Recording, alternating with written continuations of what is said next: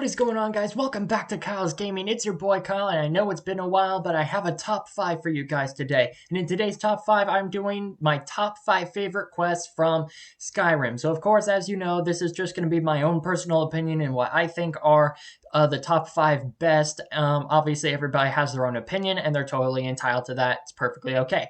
The other thing I wanted to mention really quick is I'm not going to be including any from any big storylines, like the civil war between Stormcloaks and Imperials. I'm not doing any of the Dragonborn stuff, none of the Dark Brotherhood. Just these are basically just standalone quests or side quests. So they have to be below, they have to be at 3 missions or below. And I'll kind of explain as I get to certain quests what I kind of mean by that. Anyways, guys, without further ado, it's been a while, so let's get right into this top 5. Number 5, The Mind of Madness. Kicking off our list is a favorite amongst both fans as well as one of my own personal favorites. See me. He says I interrupt his vacation. It's been so many years. Won't you please help? After you meet up with Dervinin in the town, he's going to tell you that his master has been away on vacation and needs to be brought back. From there, you're going to enter the Blue Palace, and a specific wing is going to take you into the mind of Sheogorath himself. Many players may remember Sheogorath from Oblivion. Thank you, Bethesda, for the nice little Easter egg. And from there, it's up to you to take the staff and to end his suffering by completing 3 trials within his mind. Once all 3 trials have been completed, Sheogorath will be freed from this madness and will be able to return to the real world. And finally, all this madness can end. That was absolutely horrible. I'm so sorry. Let's make sure I'm not forgetting anything. Clothes? Check. Beard? Check. Luggage? Number 4, A Night to Remember. Well, if you've enjoyed movies such as The Hangover, then this is the quest for you. If you're looking for a challenge, you've come to the right place. After meeting this guy Sam in a local bar, you'll find yourself in a drinking contest with him. After having a few too many, don't ask me how that's possible, you would think the Dragonborn would be less of a lightweight, but anyways, after that's all said and done, you're going to end up blacking out, and when you wake up, you'll find out that you trashed a temple, stole somebody's goat and sold it to a giant, bought a ring from a woman and gave it to a witch. Literally. So then you have to kill the witch, put everything back into perspective, and all for some kind of a staff. Oh, and you want to know the real kicker? At the end of it, the staff ends up being some kind of powerful rose type of weapon, and one of the most powerful in the game.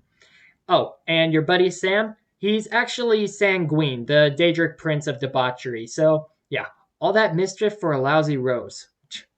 I kind of feel like playing that Maroon 5 song. Baby, all you gave me was a plastic rose. Moving on. Long before I realized you'd make a more interesting bearer of my not quite holy staff. Okay. Number 3, A Daedra's Best Friend. Yeah, Skyrim is now host to giant flying lizards and 2-legged catmen. And you surprised by me? Yeah, I just talked, and I'm continuing to do so. You wouldn't exactly think that a companion quest would make it very high on this list, but come on, it's a talking freaking dog. How could anyone possibly pass that up?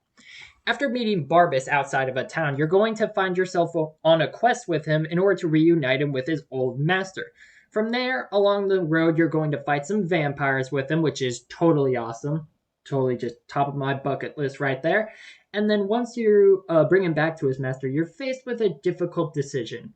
You can keep a very powerful axe, but only if you kill the dog. Or you could just take the dog with you, but then again, it's not exactly like companions in this game can carry loot for you like they can in Fallout 4 or anything, so that's pretty much just kind of a waste of a companion slot. And don't even get me started on like their whole combat thing. It all just kind of sucks. I never go with companions, and honestly, Barbas is no different. Or you could just go ahead and do what you were going to do in the first place and just return him to his old master and get nothing. Except, the feeling that you reunited a dog with his owner. But no matter what it is that you decide, you'll always have this great little quest that you went on with a good old buddy, Barbas. They really are man's best friend, aren't they? Number 2, Blood on the Ice.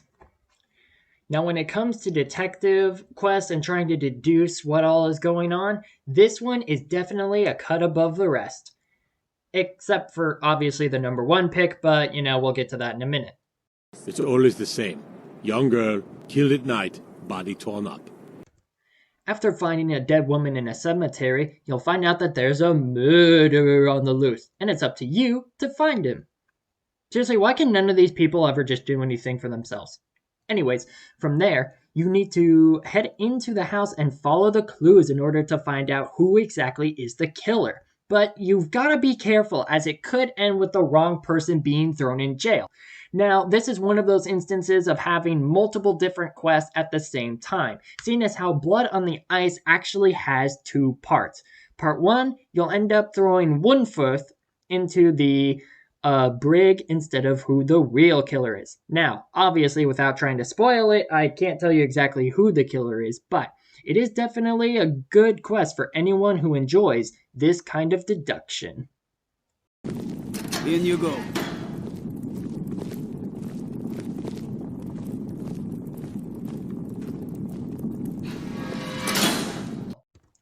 Before we move on to our number 1 pick, here are a couple of honorable mentions.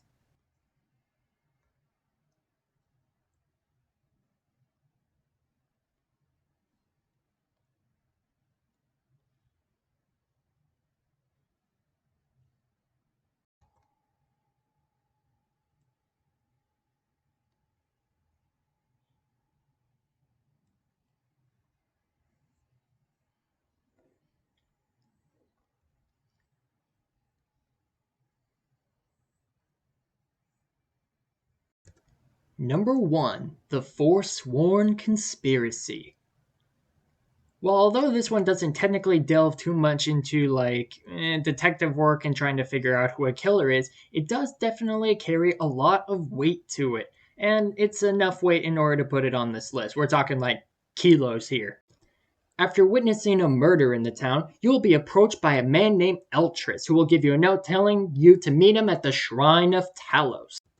From here, it's up to you and Eltris to play Sherlock Holmes and Watson and deduce exactly what is happening in Markarth, as there is a conspiracy going around that the Thanor are starting to cover up everything that's happening within the town. Naturally, this may resort to intimidations and even killings to try and find out the truth. Just try not to get discovered by any of the Thanor while you're, investigating. And just as is the case with every hero sticking his nose into other people's business, it's going to end up with somebody dead and you getting thrown in prison. Which will take us to part 2 of this quest. No one escapes Sidna Mine, in which it is up to you as well as all of the other convicts to escape Sidna Mine.